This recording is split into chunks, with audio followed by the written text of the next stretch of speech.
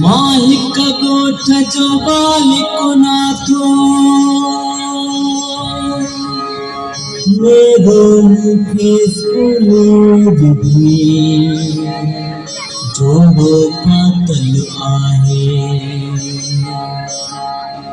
हाणे कमीस में बीड़ा ना है पाचो हिकिड़ो फाटल आहे पाचो हिकिड़ो फाटल आहे मां हिक ॻोठ जो मालिक ना थो मां हिक ॻोठ जो मालिक ना थो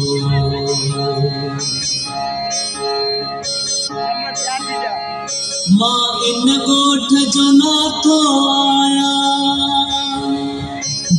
जे हाणे हर के घर मां मुझे अक्सर यारन जा थेलन मां त किताब थगुम मुझे ठायो कापियुन ते अखिड़ियों से तस्वीरूं सारियूं बकरिन खे मुबारी दे काल अरोड़ीअ ते बि ॾिठी हुई हिकिड़ी जा तस्वीर चिठी हुई जंहिंमें मूं स्कूल रखियो हो जंहिंमें वण मूं ॾेखारिया हा जंहिंमें वण मूं ॾेखारिया हा साईं साले विच में बीठल हम क्लासी ॾेखारिया हुआ हम क्लासी ॾेखारिया हुआ मां इन ॻोठ जो ना थो आहियां मां इन ॻोठ जो ना थो आहियां मां इन ॻोठ जो ना थो आहियां लोह जी हिक स्लेट हुई मुंहिंजी थोरा महीना थींदा साबी लोह वारे खे मां विकिणी पैसनि मां कुझु गोरियूं वरतियूं पैसनि मां कुझु गोरियूं वरतियूं पैसनि मां कुझु गोरियूं वरतियूं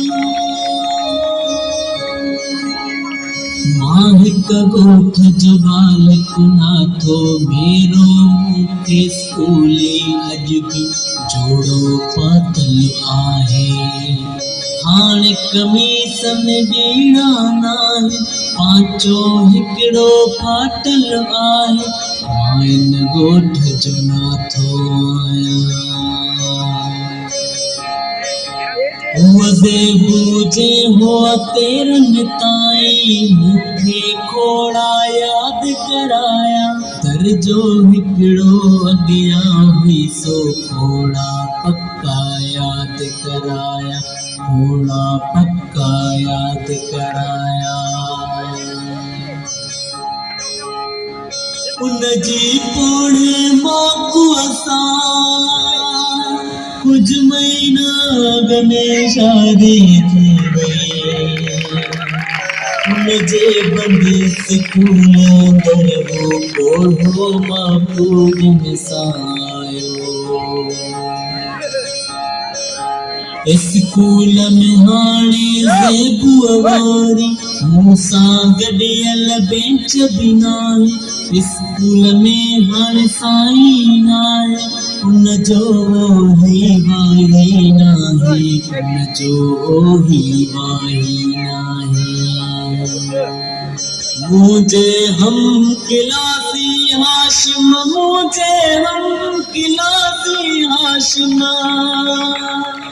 शहर में शरबत विकिणण लाइ लारिन में थे था बाखादा लुचल फरजादा बाखादा लुचल फरजादा बाखादा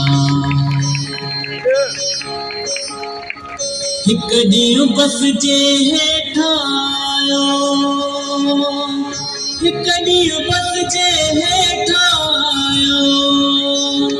हुनजे बंदि स्कूल अॻियां तम ॻोठाणन होला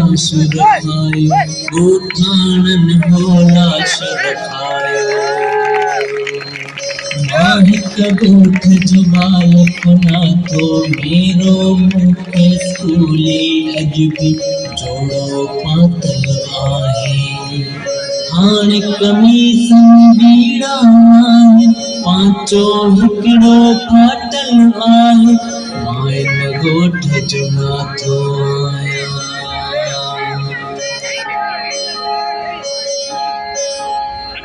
शादियुनि मांजे वांदा नाहिनि मेड़नि मांजे वांदा नाहिनि। बकरी ठकरी गाह भरियत बकरी ठकरी गाह भरियत